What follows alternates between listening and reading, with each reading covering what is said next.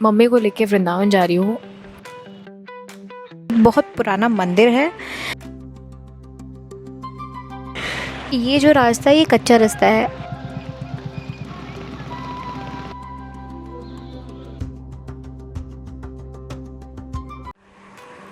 Hello everyone.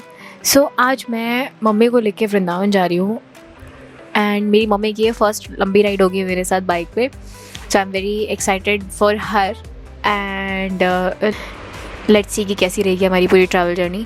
सो आज Saturday भी है तो अभी हमें पता नहीं है कि हम कहाँ जाएंगे। Like we were planning for Vrindavan but right now I am confuse क्योंकि सैटरडे संडे वहाँ पे बहुत ज़्यादा भीड़ रहती है। तो हमारे पास एक और ऑप्शन है कि हम गोवर्धन चले जाएं बिकॉज गोवर्धन में मेरी मामी और मामा जी रहते हैं। तो अभी मतलब रास्ते में चलते चलते ही मैं वो डिसाइड करने वाली हूँ कि हमें या तो हम वृंदावन जाएंगे या फिर हम गोवर्धन के साइड चले जाएंगे। चलते हैं अभी। द बेस्ट पार्ट ये कि आज मदर्स डे भी है तो इट्स काइंड ऑफ लाइक कि उनको मदर्स डे का गिफ्ट मैं दे चुकी हूँ ऑलरेडी।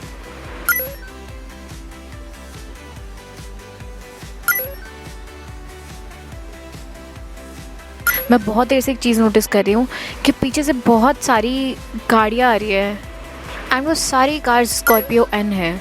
तो मतलब इतनी सारी निकल चुकी हैं कि तुम कैसे ना नोटिस करो। और मतलब बहुत ही I am very curious to know कि ये सब गाड़ियाँ जा कहाँ रही है।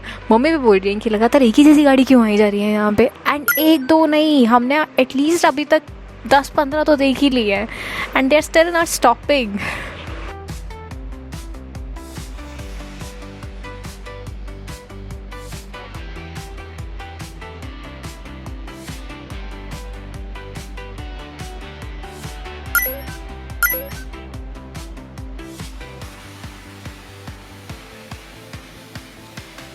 वो देखो सामने हमें यहाँ से अरावली रेंज दिखना शुरू हो चुकी है अभी।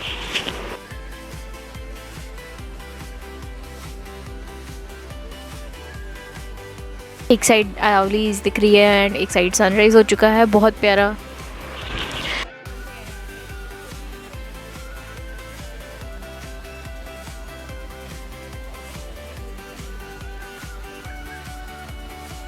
ओके सी, अब पता चल गया है मुझे ये लोग कहाँ जा रहे हैं। So basically they all are gathered here जिनके भी पास स्कॉर्पियो एन है। आई थिंक इनका भी कुछ ग्रुप होगा जैसे हम बाइकर्स का होता है वैसा ही। बाइकर्स नहीं होते, सारे मिलते हैं फिर उसके बाद घूमने जाते हैं। वैसे ही इन सबके पास स्कॉर्पियो तो उन्होंने अपना ग्रुप बना लिया है एक, और अभी सारे राइड करने के लिए निकले हैं ऐसे ही मज़े के लिए।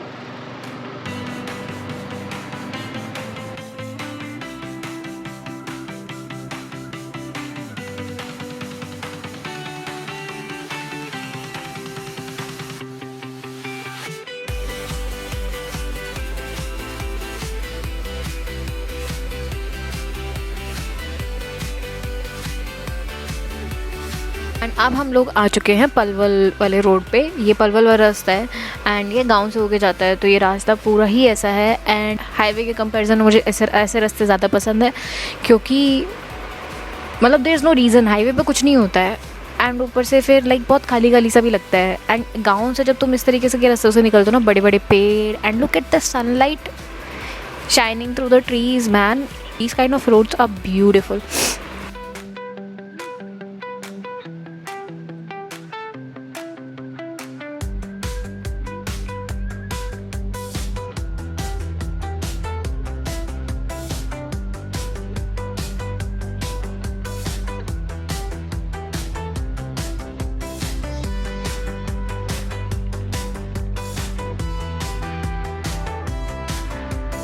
तो हम लोगों ने पूरा पलवल क्रॉस कर दिया है एंड ओह सॉरी, रास्ता था वो सोना के गांव का था। गलती से मैंने पलवल बोल दिया। पलवल तो हमने बाद में क्रॉस करा है एंड अभी ये जो यू टर्न, ये जो रास्ता है ये पलवल का है। अब हम हाईवे पे चढ़ जाएंगे एंड देन आगे पूरा रास्ता हाईवे का ही है। फिर उसके बाद हम पहुंच जाएंगे वृंदावन।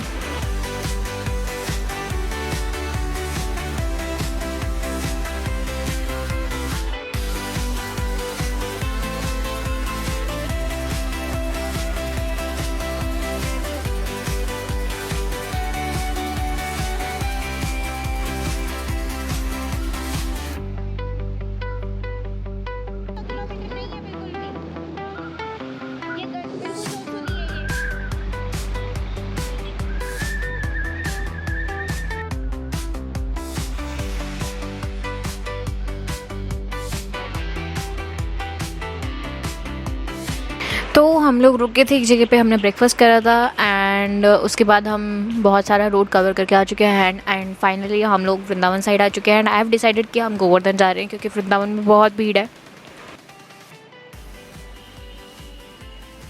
सो अभी हम गोवर्धन के साइड मुड़ चुके हैं। ये गोवर्धन का रास्ता है जो मुझे मैप दिखा रहा है और मेरी मम्मी जो इस रास्ते से नहीं गई हैं वो मेरे से पीछे से बोल रही हैं कि ये गलत रास्ता है। अब इनको मैं कैसे समझाऊँ? जहाँ से मुझे गूगल मैप दिखाएगा मैं वहीं से जाऊँगी क्योंकि वो दिखा रहा है कि आगे वाला रास्ते में तुम्हें और टाइम लगेगा एंड और टाइम एज इट कि पूरा 20-25 मिनट, that's a lot and she is not agreeing to go on this road.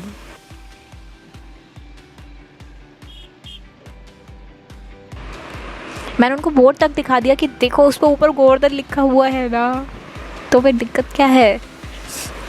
अभी तो फ़िलहाल हम इसी रोड पे चलने वाले हैं क्योंकि now I can't go back. अब तो मुझे इसी रोड पे ही जाना पड़ेगा आगे।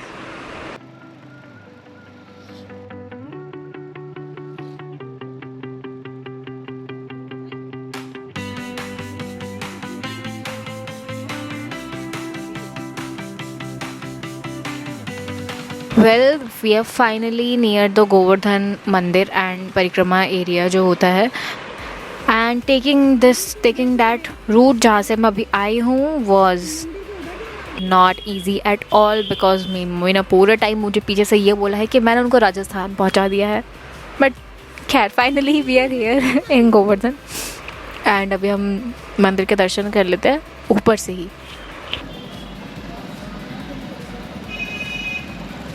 पार्किंग में खड़ी कराओ, आप करने तो करिए, बैग छोड़ो मेरे पास, मैं उतर नहीं दूँगी।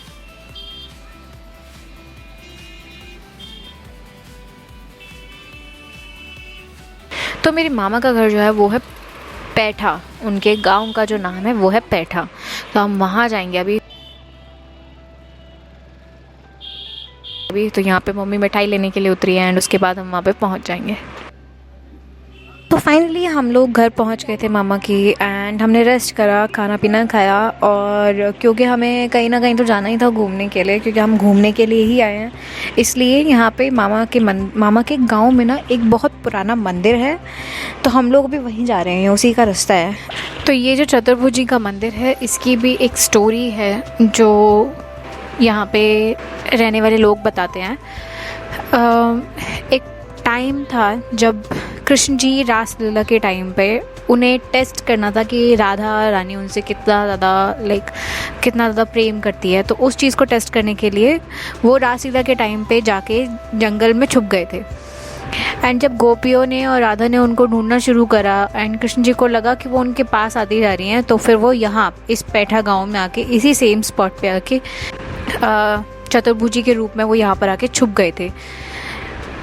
तो जब गोपियाँ आई उनको ढूंढते ढूंढते एंड राधा रानी आई उनको ढूंढते ढूंढते, तो जो गोपियाँ आई थी वो आई, उन्होंने विष्णु जी की मूर्ति देखी एंड उन्होंने उनको प्रणाम करा और वो चले गए। लेकिन जब राधा रानी आई वहाँ पे तो राधा रानी की हालत इतनी ज़्यादा ख़राब थी कि कृष्ण जी से उनको देख के रुका नहीं गया, मतलब वो अपना जो डिस्गाइज उन्होंने ले रखा था उसको और ज़्यादा होल्ड नहीं कर पाए एंड वो वापस अपने असली रूप में आ गए। तो तभी से ऐसा माना जाता है कि तभी से ये मंदिर यहाँ पे है एंड तभी से ये मूर्ति यहाँ पर है एंड लोग कहते हैं कि ये मूर्ति यहाँ पे अपने आप प्रकट हुई है, किसी ने बनाई नहीं है।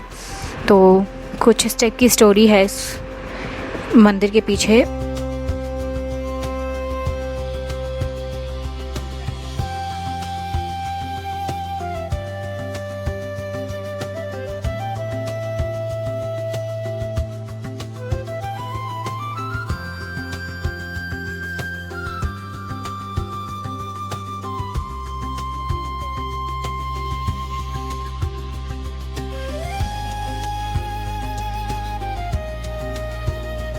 अब हमने मंदिर देख लिया, अब हम घर वापस जाएंगे एंड शाम को हम लोगों का प्लान है जाने का राधा रानी के मंदिर बरसाने में।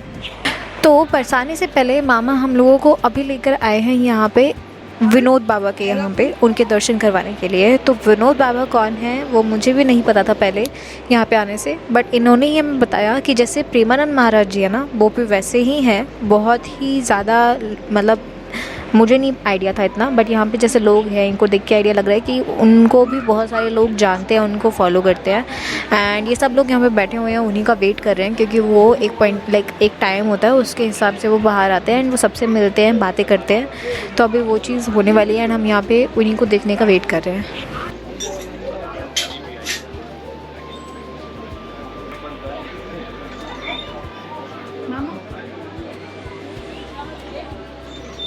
यहाँ पे विनोद बाबा बाहर आए थे एंड वो लोगों से मिले, लोगों ने उनसे अपनी चीज़ें डिस्कस करी, उन्होंने उनको कुछ बताया एंड कि काइंड ऑफ दिक प्रेमानंद महाराज जी के जैसे ही रहे थे बिल्कुल।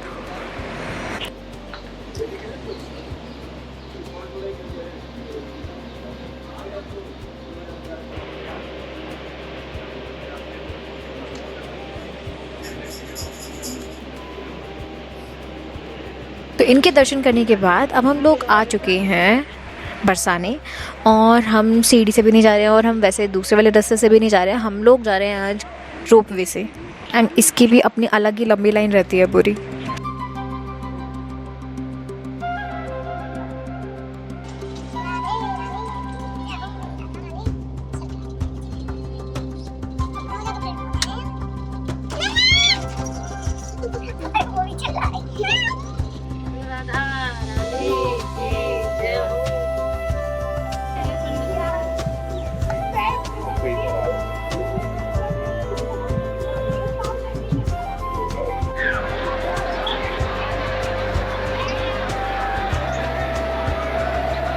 तो आज है हमारा डे 2। हम लोग कल बरसाने से आने के बाद हमने रेस्ट करा था, खाना पीना खाया एंड सो गए थे। आज हमारा डे 2 है एंड अब अभी हम लोग बिल्कुल रेडी हैं जाने के लिए गोवर्धन की परिक्रमा लगाने के लिए। और मामा अपनी स्कूटी से जा रहे हैं एंड मैं मम्मी को लेके बाइक से जा रही हूँ।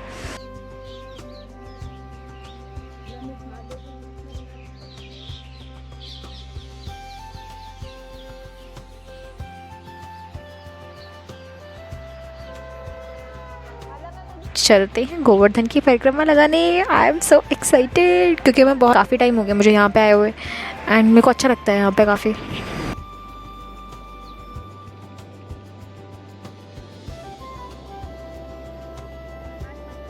ये है श्री गोवर्धन जी का मंदिर, जो आपको परिक्रमा मार्ग के बिल्कुल स्टार्टिंग में ही मिल जाता है। तो बेसिकली सब लोग आते हैं, पहले इस मंदिर में दर्शन करते हैं, दूध चढ़ाते हैं गोवर्धन जी पे एंड देन परिक्रमा लगाना शुरू करते हैं।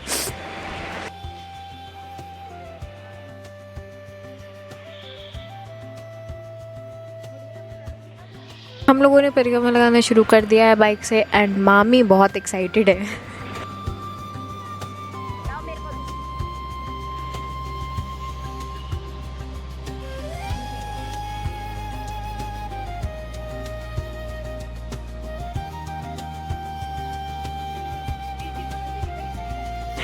ये जो रास्ता है ये कच्चा रास्ता है। आई वुड रिकमेंड कि अगर आप लोग गोवर्धन की परिक्रमा लगाने आ रहे हैं एंड गर्मी के टाइम पे आ रहे हैं, फिर बारिश के टाइम पे आ रहे हैं, किसी भी टाइम पे आ रहे हैं, तो प्लीज़ कच्चे रास्ते से ज़रूर लगाएं, क्योंकि कच्चा रास्ता जो बना है ना ये नया बना है एंड ये बिल्कुल तुम्हें एकदम गोवर्धन पर्वत के पास का रास्ता है। तो तुम लिटरली देख सकते हो अपनी आंखों से। बाहर जो रास्ता है वो भी अच्छा है, बट वहाँ पे पता नहीं चलता इतना कि कहाँ पे गोवर्धन पर्वत है, फिर कहाँ पे क्या है। कच्चे रास्ते के यार अलग ही मज़े हैं। एक तो मिट्टी है यहाँ पे, मतलब वैसे पाथवे भी बना रखा है, मिट्टी डली हुई है एंड इट्स ब्यूटीफुल। पूरा रास्ता ही बहुत सुंदर है, बहुत प्यारा है। एंड ऑब्वियसली क्योंकि मामा लोकल है एंड मैं उनके साथ आ रही हूँ, तो वो यहाँ पे स्कूटी लेकर आ चुके हैं। But I would not recommend any 2 wheeler people to come here, क्योंकि ये रास्ता पैदल चलने वालों के लिए ही है।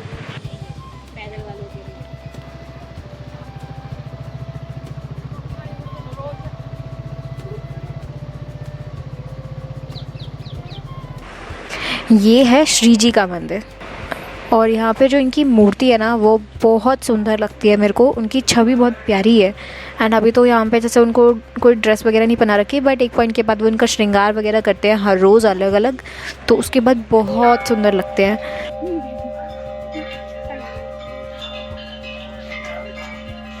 श्री जी के मंदिर के दर्शन करने के बाद हमने अपनी छोटी परिक्रमा पूरी कर ली थी एंड अभी हम बड़ी परिक्रमा पे हैं। एंड स्टार्टिंग से ही मुझे बड़ी परिक्रमा का रास्ता ये बहुत ज़्यादा प्यारा लगता था, क्योंकि एक साइड तो तुम्हें पूरा जंगल ही जंगल दिखता है और फिर एंड में जाते जाते थक जाती हूँ मैं। इस वाले रास्ते पे ऐसे होता है कि मेरा बस हो गया, मेरे को जल्दी परिक्रमा ख़त्म करनी है अब।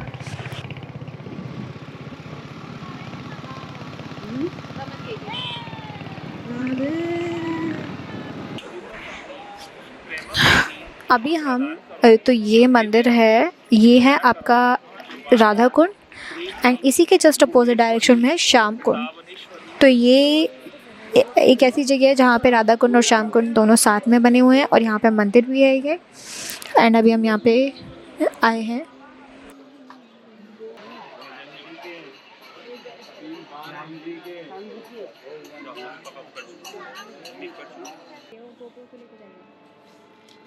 ये है कुसुम सरोवर। कुसुम सरोवर का आना मतलब कि आपकी परिक्रमा ऑलमोस्ट ख़त्म हो ही चुकी है।